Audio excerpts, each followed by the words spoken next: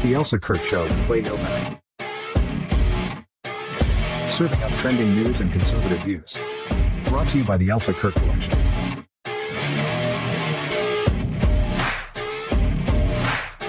And Refuge Medical. And now, it's time for the show.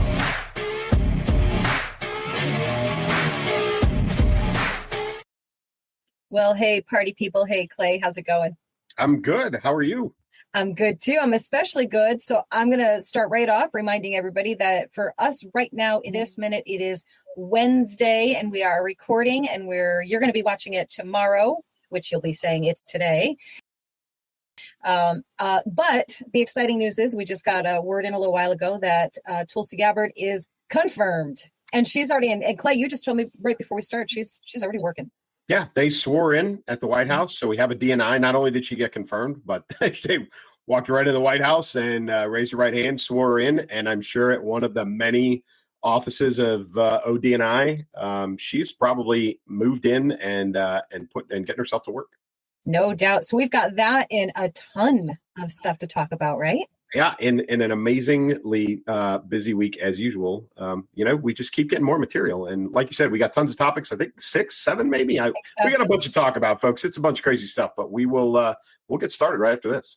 Hey folks, Clay Novak here, author of the novel Keep Moving, Keep Shooting. So what I've got here is the Boo Boo 2.0 basic first aid kit. This is the one that you throw in your glove box, throw in the trunk of your car, keep in the house. It's got your Band-Aids, antiseptic wipes, those kinds of things for scrapes and cuts. And some more significant, there is a tourniquet in here. But Boo Boo 2.0, this is the kit that you need all the time. Again, refugemedical.com. You can find it there. Definitely a useful kit. Use the discount code KMKS at checkout. Get yourself 10% off.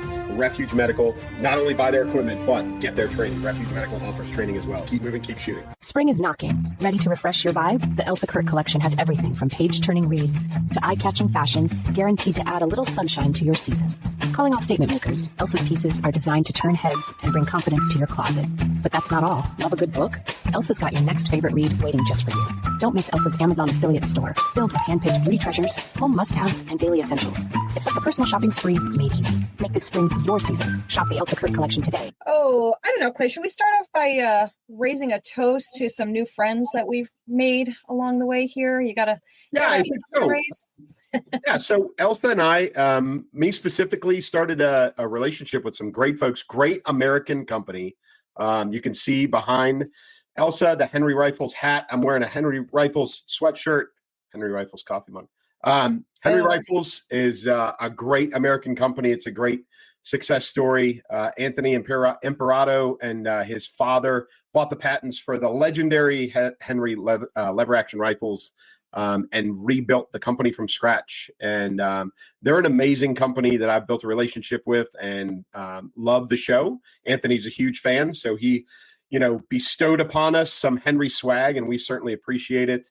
But for those folks out there, just so you know, Henry Rifles is really a great philanthropic organization on top of making top-notch guns. But they do a ton for veterans, veteran organizations, hospitals. You would not believe, if you go to their website and look at the guns that they donate for auction and for raffle on behalf of charity organizations, it's unbelievable. Great organization, great people, and we just want to tell them thanks. Super grateful. We are incredibly grateful. It was so sweet of them to send us all this good stuff. These mugs are amazing. I've been using this one every day. I won't let anybody touch it. They sent several, but I don't know. Am I weird? I have a favorite mug. I have a favorite. This is the favorite right now. So I have that same mug, and it was a weird. They sent me that one as well, and I thought when I opened it up, I thought it was a tin ceramic coated. Oh, it's right. It's not. It's a heavy ceramic super mug. Awesome. Yes. So I'm with you. That was definitely worthy of being the favorite. Heck yeah. All right, what do we got for topics here? Let's see. Okay, well, let's start out right off the bat. Let's just go over this now. A confession: did not watch a single second, not even commercials. I had to get all of my info when I was doing my show prep and outlining for the show. I'm like, all right, what happened with this thing? I knew the most important thing, which was that President Trump was the first sitting president to ever attend a Super Bowl game, and he came out to wild cheers, I understand. Yes.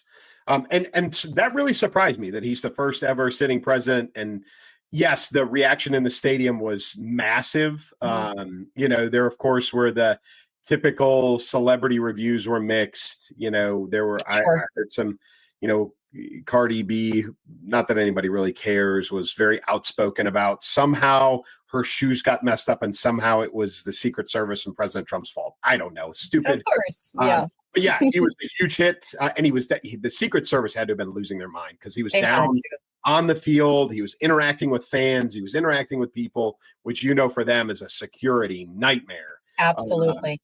But that's him. That's who he is. And he's never going to change. He's never going to, he's never going to, listen, he is a human being and I'm sure he thinks about it, obviously. And of course, but he's never going to be the guy that lets fear stop him from doing what he wants to do. And I love that about him. Makes me so anxious, but really, really anxious along with every other Trump supporter and Trump administration supporter. It's like, oh, please don't do anything to derail this in any possible way. But yes, everything was wonderful. Did he only stay through halftime? Did he leave? Did I read something that he didn't stay the whole time? I don't know for sure. I would imagine that it was not for the duration of the game.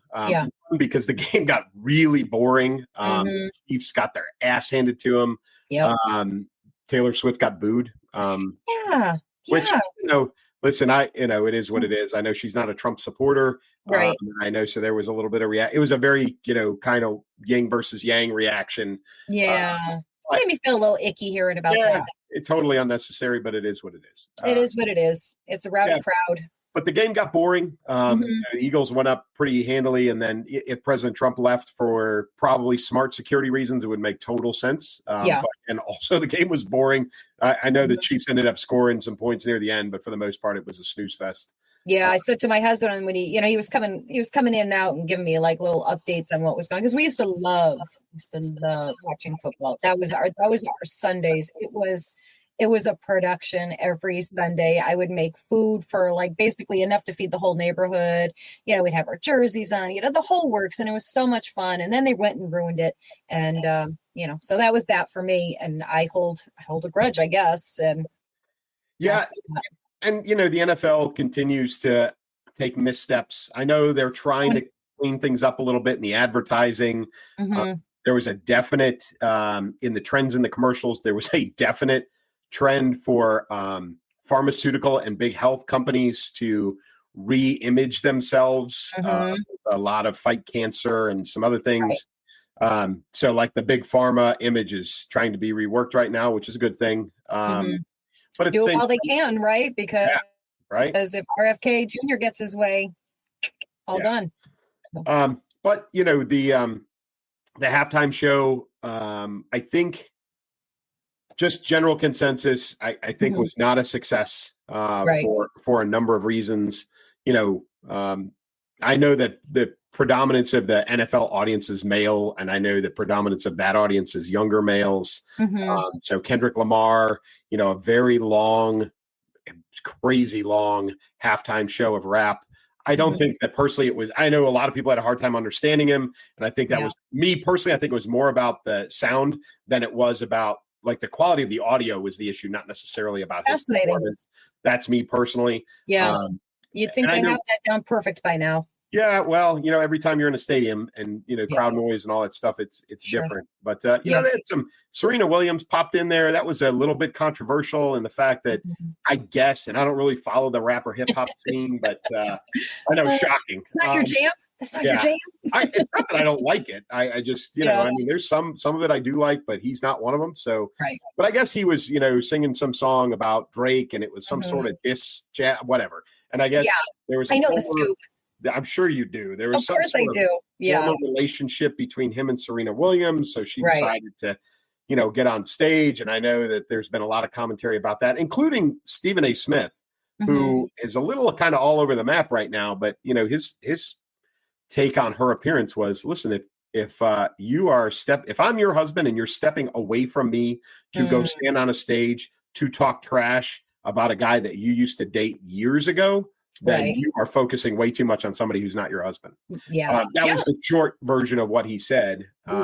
And so there was a lot of back and forth about that. I didn't personally enjoy the halftime show, but I couldn't understand anything he was saying while he was rapping. So it was very I like difficult to enjoy. I caught the clip, I catch the clips, after like everybody else, and I like his little dance that he did. I like that. That's all I know. He did that little dance, and had that little moment. And of course, so those of you who even give like half a care, they so the rap world has become, or simply is, what it's. I liken it to like wrestling. You know how it's like a soap opera. Yeah. It's a soap opera. They have this whole big soap opera drama going on. They have this, there's beef between Kendrick Lamar. I'm pointing over here because I have my notes there. Nobody knows why I pointed over there. He's sitting next to you. We know. Yes, he's right here. He's right here. Hey, Kendrick. Yeah. And Drake, as you said, they've got this big beef. And I believe, I understand that they keep doing these, songs or rap songs, dissing each other. It's so funny for me to say the word diss, isn't it? It sounds funny to me. But yes, I'm using that word. And I guess from what I understand, so Kendrick Lamar has a song out called Not Like Us, which is the one I'm actually referring to that he did that little dance to, I think. And he says something right to the camera, which I've already forgotten what he said, but it was a direct hit at Drake. And what makes it fascinating, at least vaguely, is that I guess they have the same record label, and Drake is suing his own record label because they released that song, which is about him, and really trashes him bad, like very bad from what I understand. So that's the drama with that. That sounds like good business by that record label is what that sounds Great business by them. Absolutely. So I guess they didn't want him to sing that song, and obviously he did it anyway. So who knows what the repercussions will be from that. And yes, I know, guys, it's going to be in the comments. Who cares? Nobody really cares. It's just a topic. It's just a thing that. Listen, it's the Super Bowl, and I know for America and American, it is the single greatest sporting event of the year. So Right. I mean, it can't go without. And we had President Trump showed up, so it's not like we can ignore it, folks. I mean, Yes. Now, in my research, I saw that Joe Biden was there as well. Did you hear that? I did not hear that. That's what this article said. I was reading. I went to People Magazine of all places to read what they were saying, because they had it claimed to have the full recap. Said she was there. So go figure. Who else? Oh, I know what I wanted to ask you about. Now, I have not looked up any of the commercials. Normally I would go look at, scroll through all the commercials that they played. There was a lot of talk about Elon doing a commercial. That did not happen, correct? So that was not in what everybody was expecting. What everybody was expecting, what the rumor was that he had paid, for 4 or 5 spots, and that he was going to use those to have the Doge running clock, how much money they've recovered, which didn't happen. I will tell you though, that one of the spots that really, I don't know if T-Mobile paid for it or Starlink paid for it, but that was, to me, I think probably the biggest news out of the Super Bowl was that T-Mobile and Starlink have now partnered up. So where there is no cell tower coverage, T-Mobile now has satellites, has Starlink technology, cell phones. So your regular cell phone, my regular cell phone, right? You're not a sat phone, but if you're in a place where there is no cell coverage, they are providing satellite coverage. And it is available to every carrier, including AT&T and Verizon, until July to try out. But this is this has the potential for certain markets, and I'm talking about those, quote unquote flyover states where cell phone coverage is not the greatest, and they're probably still running a lot of 4G, if anything else. But when you're out in the middle of nowhere, you will still have cell coverage through satellite, through Starlink technology. Wow. So that's an Elon touch within the within the Super Bowl itself. Budweiser tried, they had a decent commercial. It's not one of their best ones. No, huh? No, still Clydesdale, still cute, nothing groundbreaking. There was I think Jeep did last year. Jeep was It's Springsteen a couple of years ago. Yeah. And then this year it was Harrison Ford. So they're kind of, the nostalgia, American. So that was another one. But no, overall, I was, mostly unimpressed with the commercial lineup. And really, I was hoping for the Elon commercials too, and they just never happened. They didn't happen. The only one that I heard that was Well, they always, and I think they've run it for a few years now. The "He Gets Us" commercials, one that's supposed to be faith based, and the Christians get all up in arms about it because it's just not a correct representation of Jesus and all of that stuff. I heard about that one. Haven't watched any of them, but the other one that I heard, and maybe you probably know more than I do on this one. Kanye West spent like $4 million or something on a commercial, and it took everybody to a link where he was selling swastika t-shirts. Is that correct? I heard about the t-shirts. I don't know about the commercial with a link. It would not surprise me. Yeah. People have done the QR code commercial for the last couple of Super Bowls. So I do know about the t-shirts. I do know that he has a website or had a website that the only thing that was being sold was a white t-shirt with a black swastika on it. I know that the product code is HH01, which is supposedly for Heil Hitler, right? Actual. This is a the guy's got some issues. We all know that. And I think this was an attempt at like freedom of speech is freedom of speech, even if you don't like what I'm saying. Right. It is a freedom of speech kind of thing. So there's the argument on whether or not a swastika is hate speech and, whether it should be allowed and those kinds of things. So shock value in typical Kanye fashion. But I don't know for a fact that was linked to a commercial. Okay. Yeah. Yeah. I don't really know. I read it. Don't know the accuracy of it because, we can't believe everything we hear. Let's see what else I'm trying to see. I think that was it. That's kind of it on that. Nothing else.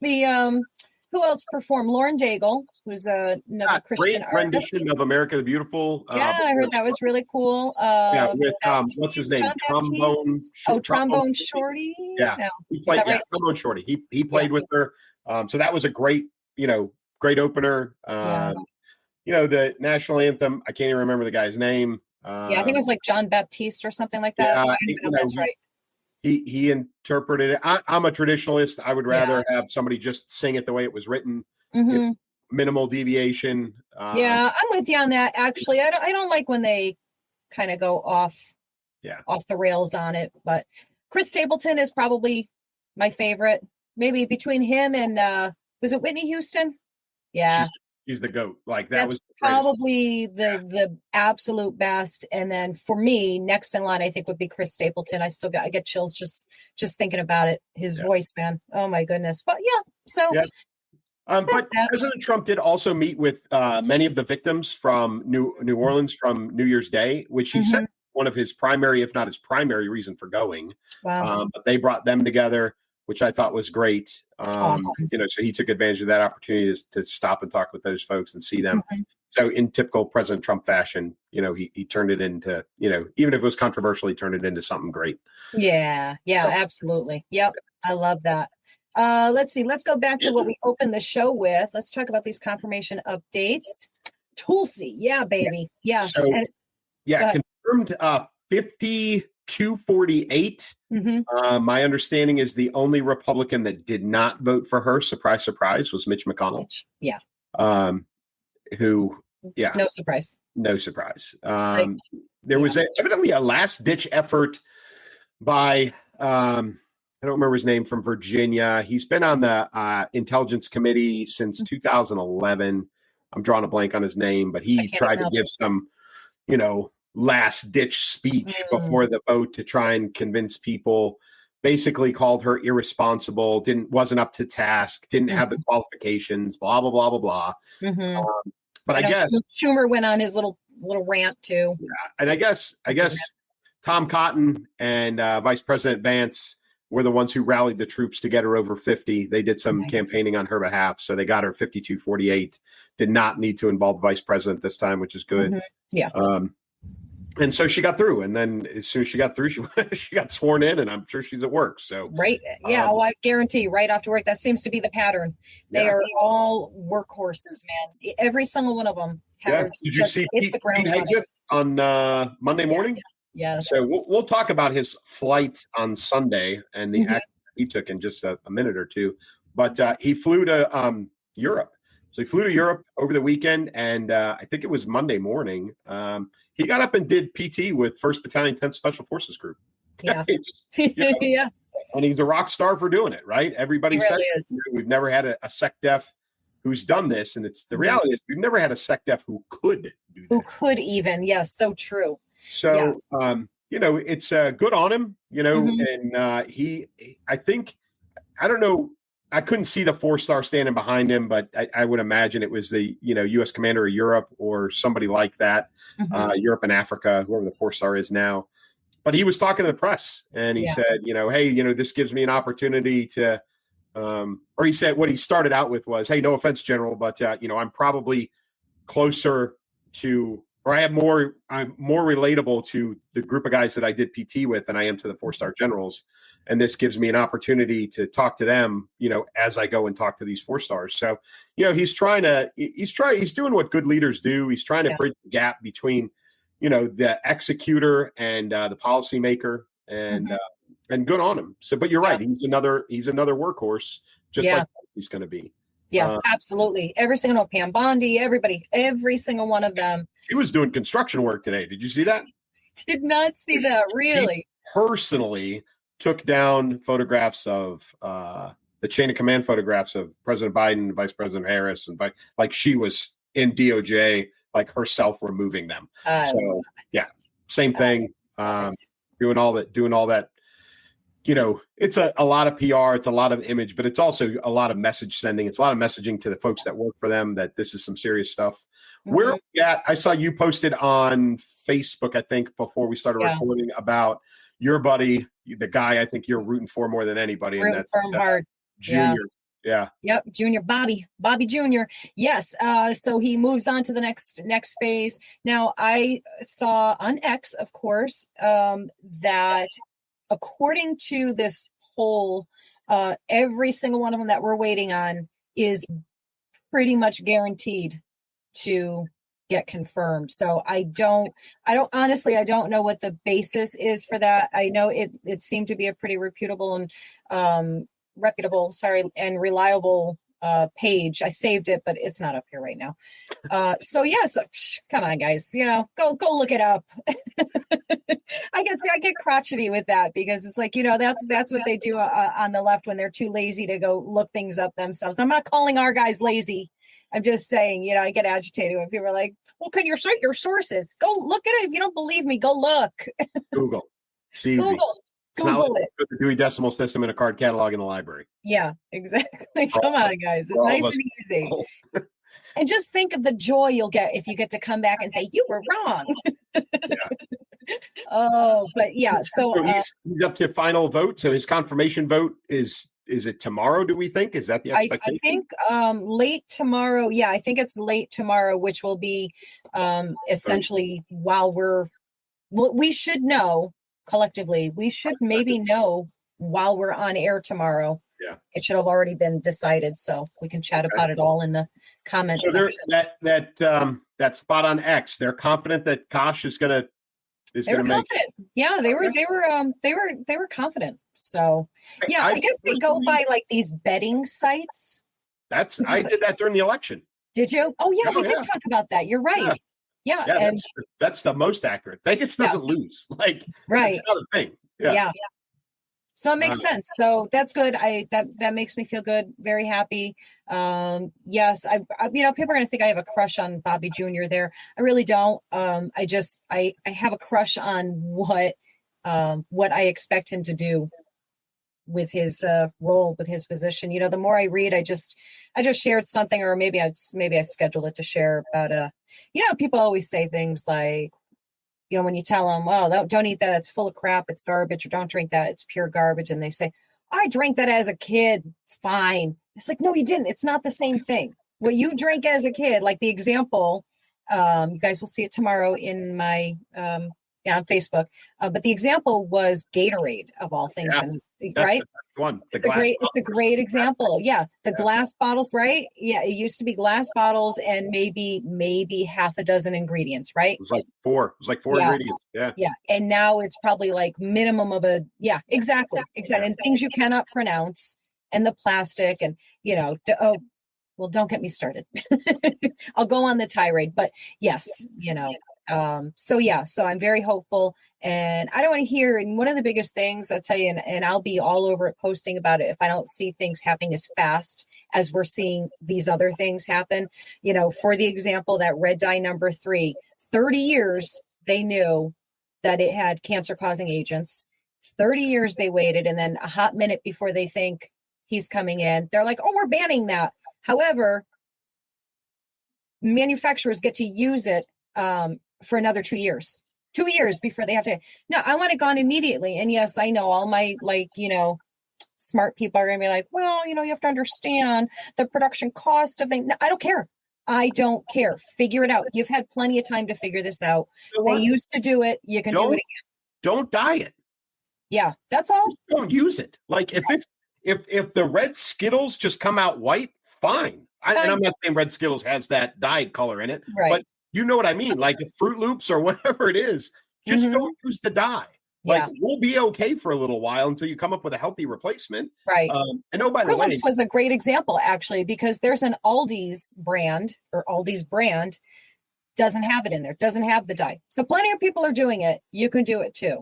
And don't go raising the prices of everything on is just because you took out stuff. Yeah. That's the biggest racket of all. Post, all the cereal companies sell these same things in Canada, and they don't any of those ingredients. So they have the capability. They just don't want to.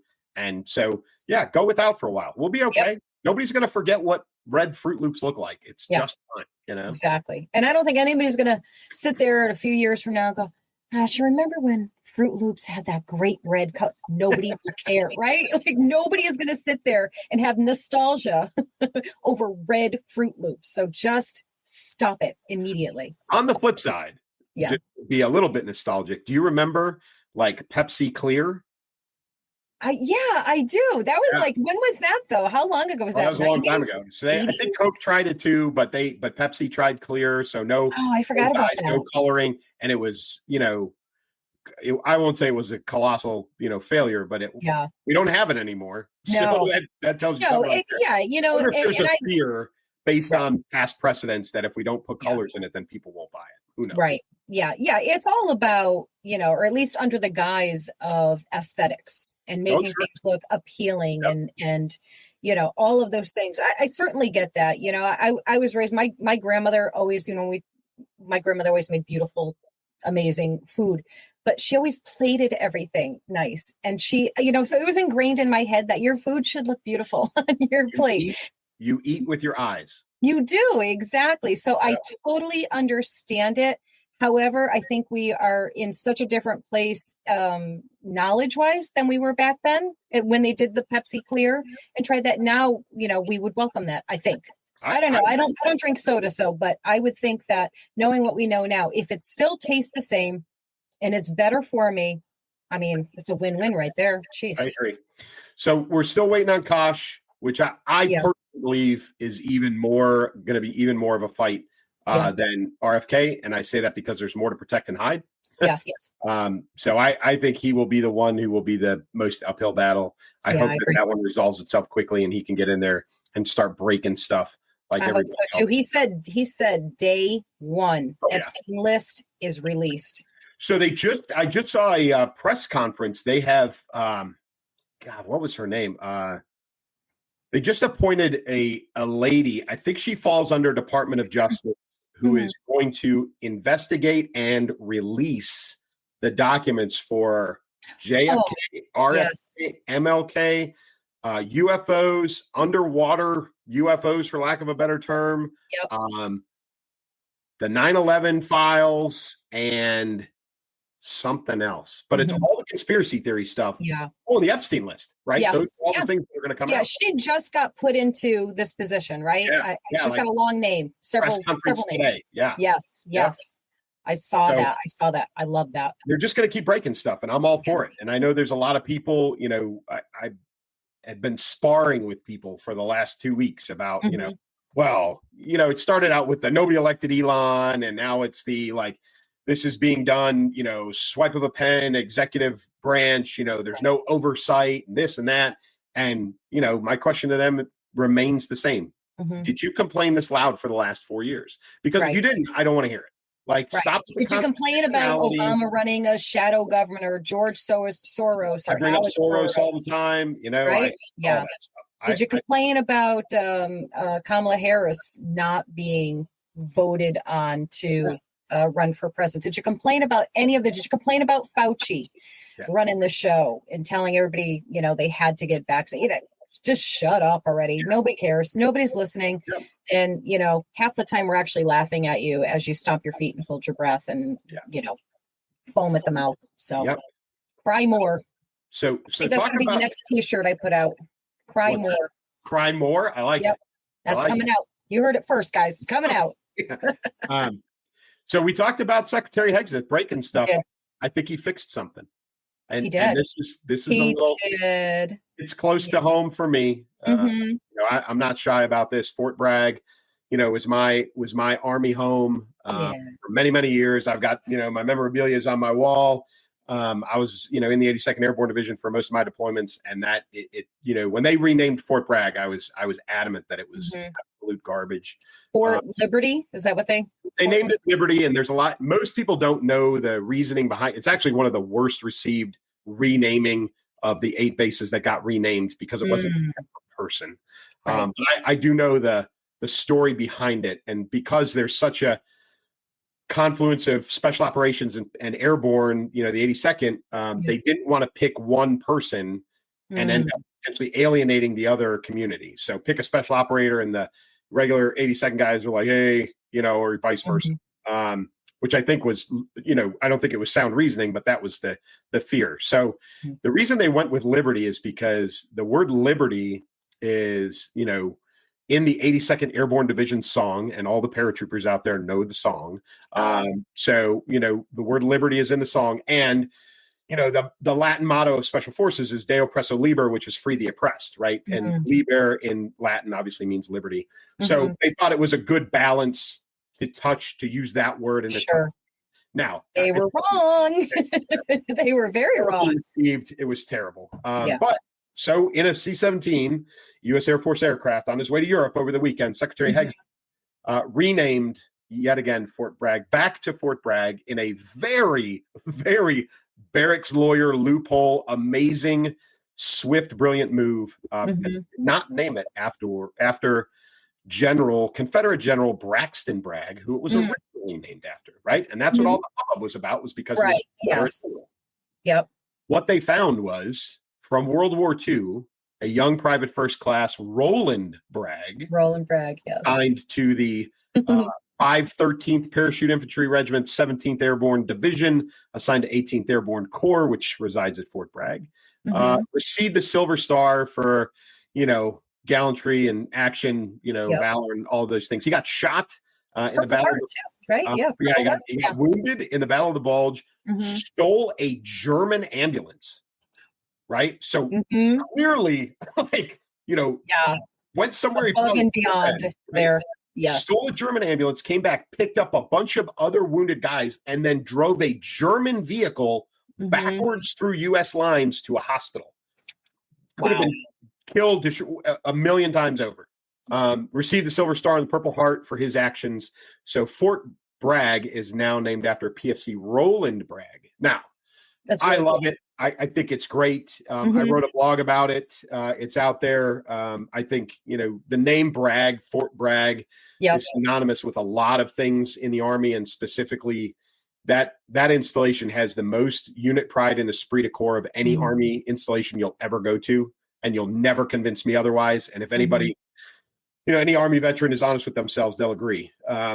So unfortunately, though, I don't think the other bases will have the same kind of luck finding a Valorous Award winner with the same name on their rolls that they can rename the installation after. It won't be for lack of trying, though. I'm sure they're going to. I'm sure there's a lot of history looking, research going on right now. But I think it's a great move. A lot of people will say it has nothing to do with war fighting, which is one of the things that Secretary Hegseth, said that he was going to focus on. People will say it's costly. People will say it's a waste of time or blah, blah, whatever. It's okay. We got a lot of money getting saved in other areas. One, we are saving a lot of money. Two, it's his budget as the SecDef. right? Right. And 3, you can't put a price tag on camaraderie, esprit de corps, and unit pride. Yeah. So, and that stuff all matters in warfighting. And in the blog I wrote, I said, the Marine Corps has cornered the market on being proud of who they are. Nobody's better at it than the Marines are, period. So go find a Marine, tell them that, it's not important to be called a Marine and that they're going to change the name of the Marine Corps to something else. And you'll watch them froth at the mouth. Yes. Down their Marine I'm married to one of those. You can't even joke Marine about Corps things baseball like hat will get thrown. Their Marine Corps polo will come off and they'll try and fight you. It matters. That stuff matters in warfighting, folks. It really, really does. So I think this is a great move. I think it was a little, slick move. But I'm super happy about it. And, people may think my priorities are messed up, but I really don't care. Yeah, who cares? Cry more. Cry more. Cry more. Yeah. See, we're going to have plenty of opportunities to use that. And, side note, and it's a really great side note because we have talked about this several times over the past couple of years about Army enrollments. And guess what? Exploded. Yes. Exploded. So since the election, December was a massive month, and then January beat December, set an all-time record for enlistments. They met their goals for the first time in a couple of years, and it's all since the election. So if you think the Trump effect and Hexeth, truthfully, if you think that it doesn't matter to our defense, it does matter. It absolutely matters. Yeah, and this is just another example of the restoration of American pride and love of this country, and it is so exciting to see. Makes me so happy. Yeah, and some of it is policy change. Some of it is, listen, we're not going to sacrifice the goods of the many for a few.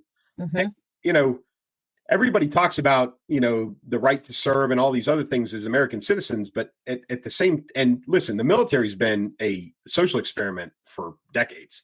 Racial equality started in the military well before it started anywhere else. Same thing, right? Equal opportunities for women and all kinds of things were accelerated within the military.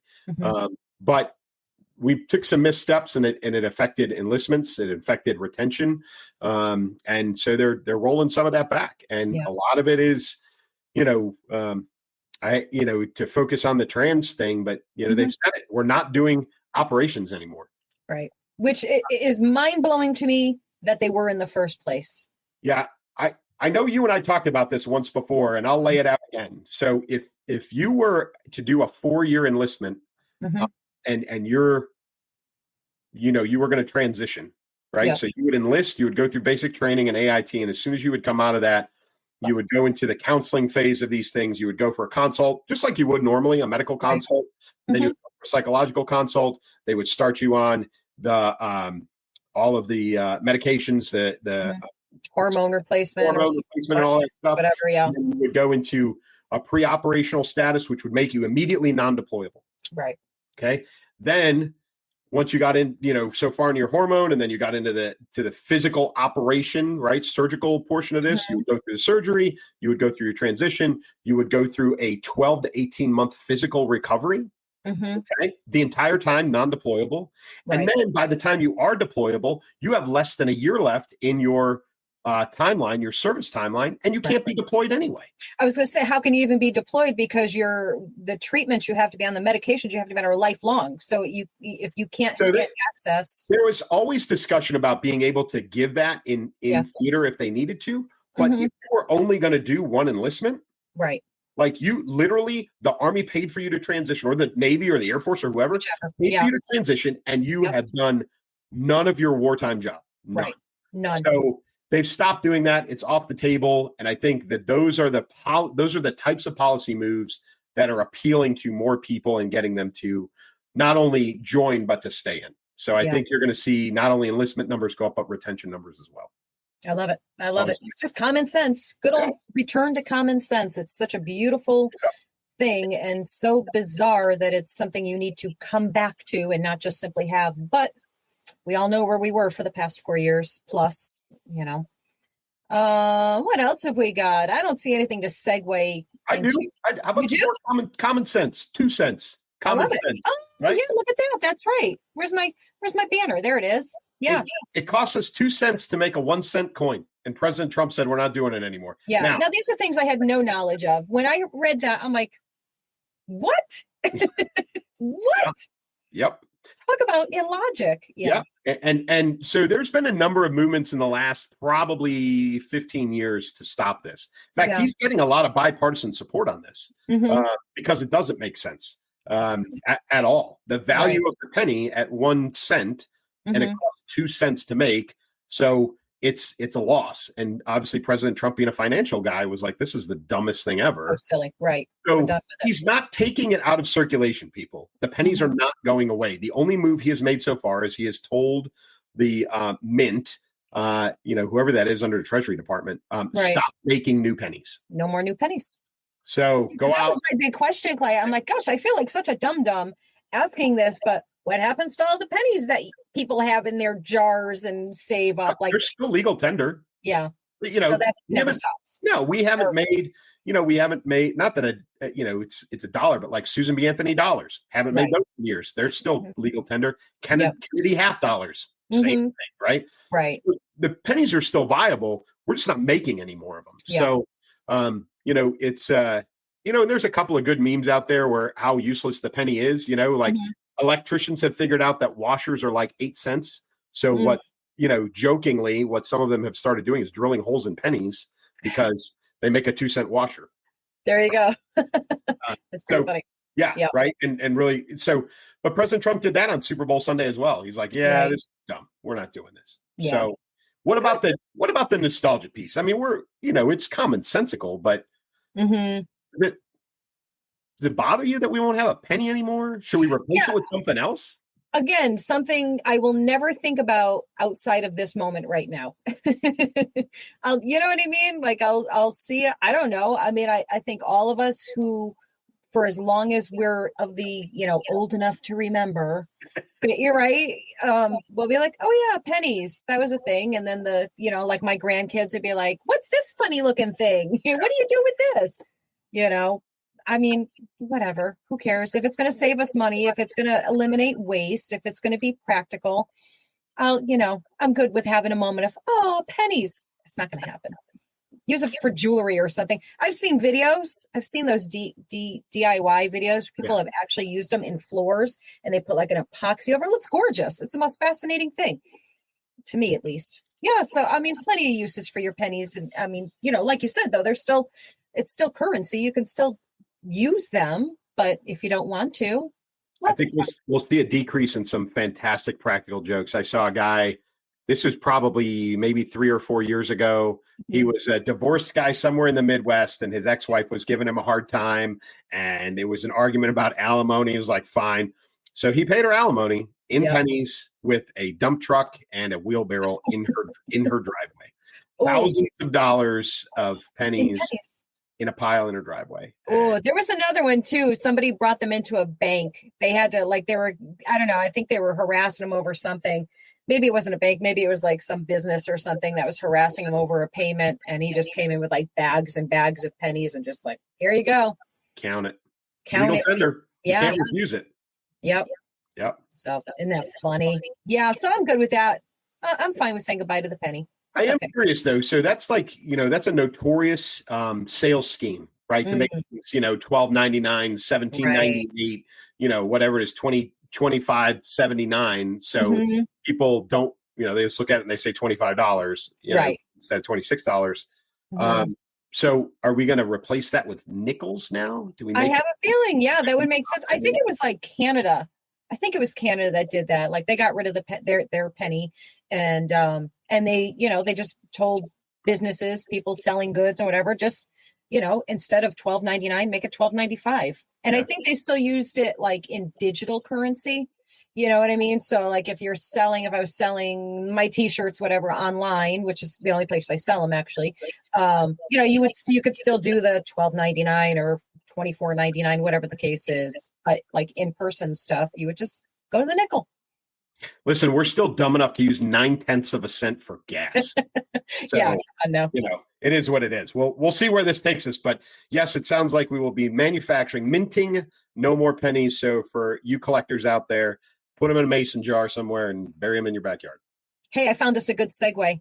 Oh, Another thing we're going to say goodbye to, maybe. Oh, maybe. We've been talking about this kind of loosely over the past, I don't know, probably a couple weeks or so. As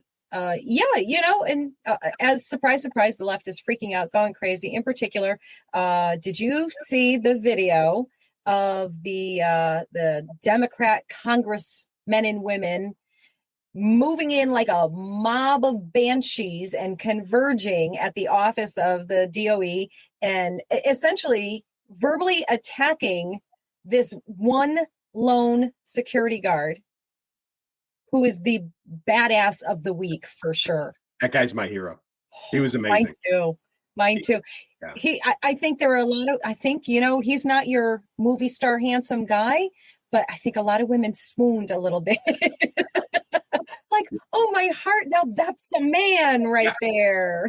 Never raised his voice, never got animated, never got angry. No. Stood there stoically. I only heard him. I'm sure he's probably spoke more than once, but you and I talked about this, Maxine Waters, with her, she always looks like a star. She looks like a Star Wars character to me. But, so crazy. She's pointing at him and saying, well, what if we're going to come back here in the middle of the night? Does that mean that you're going to stay here the whole time? And he's like, I guess so. He was so chill. Like he looked like, I loved his look of annoyance, but it was the kind of annoyance that if like a gnat kept flying around you and that's enough to annoy you. That was the extent of his, facial reaction and even his responses, like at one point she said, are you gonna, I think she said something to the effect of, are you gonna stop us all from going in there? And he said, what are you gonna do? Steamroll me? It was so, every part of his response and reaction was spectacular. Everything about their behavior and their actions was so disgusting and such an embarrassment to this country, really, to themselves more than anything. What else did she do? She says, this is the funniest part to me. Where's your ID? Show me your ID. Isn't this the party of no ID, right? Yeah. Like suddenly you want an ID, right? Suddenly an ID is so important to you. And then when he shows her the ID, that woman has the audacity to like flick it. She flicked it with that bony finger. Like, yeah. And all of this was started because Elon Musk on Sunday in an interview right before the Super Bowl, I think, said, that the Department of Education doesn't exist anymore. And everybody went, what? So Monday morning, they all went to the building and the doors were locked. And, listen, I don't care who you are. And I don't care what, what industry you're in. I don't care what you do for a living. If you have an organization, a business of any kind that has failed in their mission as just colossally as the DOE has, you would tear that place apart and shut her too. Like without a doubt. Yeah. If you went from, second place in your industry and you implemented this new department that was supposed to revolutionize everything, and then you went to 40th place, you would close that. You would get rid of that completely, and you would at least at a minimum go back to doing what you're doing. However, you wouldn't waste 40 years waiting to do that. We should have closed DOE a long time ago. Time ago. They are and if I understand correctly, the doors were shut. Everything was shut down because they were essentially auditing at that point. So they're looking for the waste. This is not the time to come in and have your little conversations and, wag that bony finger in anybody's face. You're going to wait until it's time to have a conversation. Right now, this is what's happening. You're okay. Nothing's going to happen to you. Kids are still going to school. Everybody's still learning things. Calm yourself and wait. And we're going to find the wasteful spending and we're going to eliminate it. And guess what? The whole thing is a waste. And I think he found, well, I don't know how many million, but millions of dollars going to DEI, initiatives and programs and everything. So I think it was like 79 million or 80 million, $89 million going to DEI training initiatives, however they termed it. But yeah, and that's done. These days are done of that kind of nonsense, and how infuriating. And if you're sitting there saying, oh no, we need those DEI training and initiatives, what are we going to do with them? screw you. That's the nicest way I can put it, because I wanted to say something else. Because if I'm giving money to the Department of Education, somebody says, you have to give money to the Department of Education. I would say, okay, well, what's that money going for? Education. I would say, of course, take my money, because I want my kids to have the best education. And that means, math, science, reading, all of the important things, not gender studies. And I don't even know what. Listen, we suck at STEM. We do. Comparatively in the world, we suck at STEM. Yeah. And if we're not focused on that as the number one priority, then we are wrong. Yeah. I would tell you it's probably STEM 1 and physical fitness as part of education. Yeah. And when I say physical fitness, I'm talking about nutritional education. I'm talking about exercise for kids.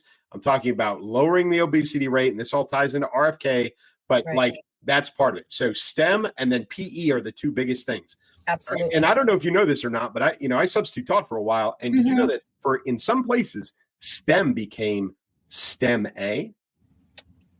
No, I had no idea. Right? The A is the arts. Oh, okay. Because they weren't getting the funding. Right. And, so and all the liberal arts teachers got offended because they weren't getting the same share of money that the STEM teachers were getting. So a lot of schools, to avoid conflict and stop hurting people's feelings, they extended it to A, STEM A. So it's engineering, it's all that stuff, mathematics, and the arts. Well, so here's the funny thing. So I love the arts. I loved all the creative stuff as a kid. It was like one of the few things I excelled at school, because I was a little troublemaker. Don't come for me, people. I can't help it. And I loved all of that stuff. Now, here's where I draw the line. Like, I would love to see the arts included in that, because I think music and, art in general, we'll just go with, I think those are so beneficial to have in your life, right? Developmentally, everything.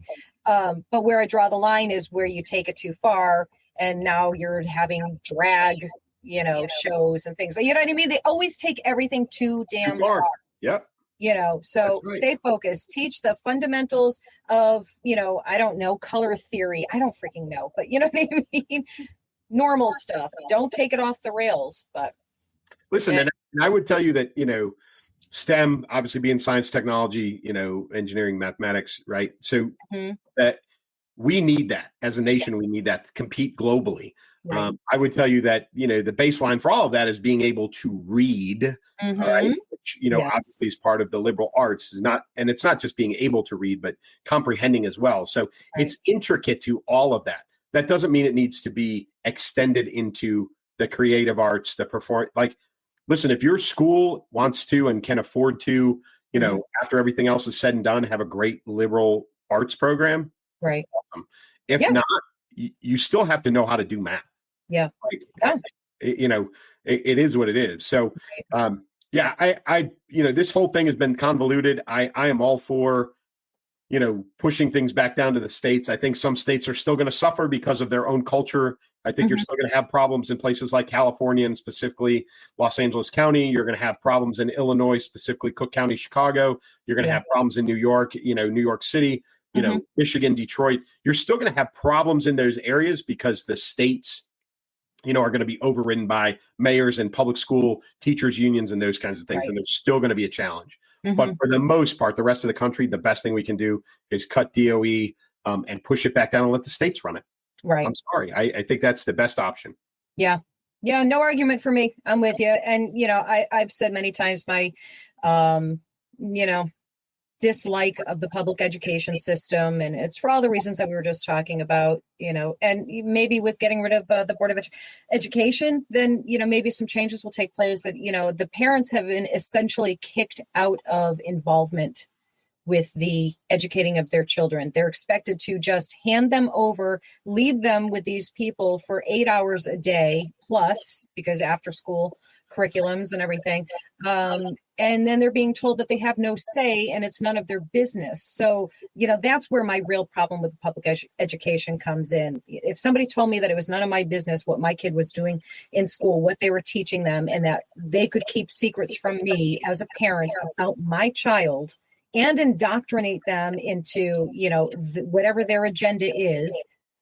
It's a hard pass for me. So hopefully we're going to see a lot of changes there. Yeah, I think there's it's a multifaceted problem. Teachers don't get paid enough. We all know that, right? I mean, it is probably, next to the military or, military, cops, teachers, firefighters, none of them get paid enough to do what they do. None of them. And that's a travesty. So that's probably one thing that needs to be fixed. But at the same time, what you said is true in a lot of school districts where it's like, listen, we're the experts. We know, and this is, comes out of a lot of the unions. We're the experts. We know how to educate your kid. Don't tell us how to do it. Okay. So that's one. Contradictorily, or in contradiction to that, they will also tell you, we're not a babysitter, right? How many did we hear that? Yes. Right? Yeah, exactly. We don't babysit. We're not here to babysit. They're your kids. We're not here to babysit. Okay. Well, it's one way or the other. Either you want me involved or you don't want me involved. Yeah. Which one is it, right? Yeah. You don't want me involved when it comes to, what's in the curriculum, right? Or what your child is being taught and told outside of your eyes. But at the same time, you do want me involved so that you can, minimize your work and effort outside of school hours, and oh, by the way, you just want kids to show up and behave right. So there's a lot of levels to the school issue. But I will tell you that in the mix of all that, there are really, really awesome school districts. Listen, folks, we're not attacking every school district in the country. No, we're attacking the system, the parent system of public schools. And I feel for so many wonderful teachers out there that kind of have their hands tied and they have to toe the line and follow, whatever is passed down the pipe to them. And so many of them disagree with it fundamentally, but it's like, what are they going to do? What are they going to do? So, listen, when I was substitute teaching, and I think you and I talked about this, I would have closet conservative teachers come up to me in the hallway and go, hey, your podcast with Elsa was awesome. Because they didn't want to say it out loud. They didn't want to be pegged as conservative. They didn't want to be, and a lot of teachers don't verbally disagree with administrations for a lot of reasons, job security being one of them. So, it's a lot of them are in a tough spot and I don't envy them. It's one of the things that I miss a lot of things about teaching. I did enjoy my time as a full-time sub, but that's not one of the things I miss. So, all you teachers out there, we love you. We feel for you, but I do believe in my heart of hearts that getting rid of the DOE is the best move. Yeah, absolutely. Absolutely. Everything will work out. There will be I'm sure there already is a new plan. In place. You know what I mean? They're not going to take one thing away without having something else to replace it. And I think that's always the big fear. I just spoke to the sweetest woman the other day, and she's a conservative. She voted for Trump. She loves Trump, but she was so upset because her liberal friends were wagging their bony fingers in her face saying, well, I hope you're happy now. He's taken away cancer research funding. And as soon as she said, I'm like, hang on, give me a minute. I haven't heard anything about this. It took me 30 seconds in a search to find out the truth. And, and the reality is federally, so many things are getting frozen right now. It's the assessment time. This is the audit time. We're looking for ways and making sure that the money that you say is going here is really going here, So I told her, I said, just hang tight, deep breath. If he takes it away from one area, it's coming from another spot. You're not going to, and it's probably going to be better than ever because you have to remember that historically here, we have a government and a system that does not want you to get healthy. They don't want to cure cancer. So we're entering a new era here. I believe in my heart. We're entering a new era where they actually want to cure things. They actually want you to be healthy and all of those things. So she left very relieved.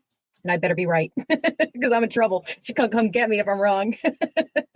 Hey, folks, I don't even know if we hit all the topips we were planning on hitting. We did a lot of stuff, but we're out of time. We're out of time. It's not fair.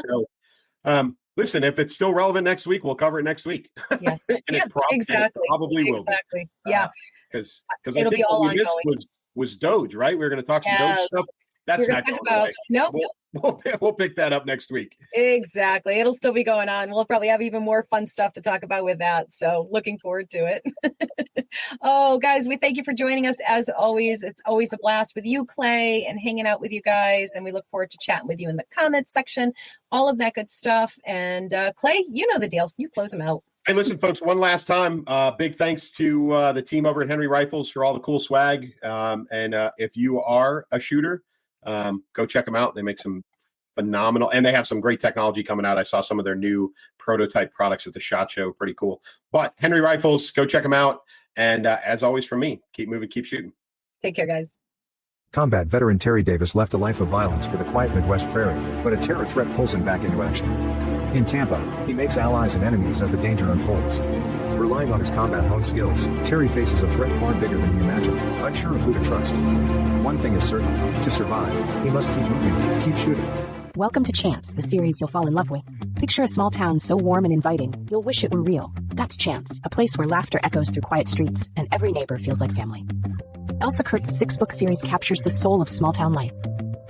Follow the lives of 5 families as they weather life's highs and lows, love blossoming, friendships forming, hearts breaking, and healing in unexpected ways. These stories will wrap you in comfort, spark joy, and tug at your heartstrings. Each page feels like a heartfelt embrace. Discover Chance today. Find the series and all of Elsa Kurt's books on Amazon and elsakurt.com.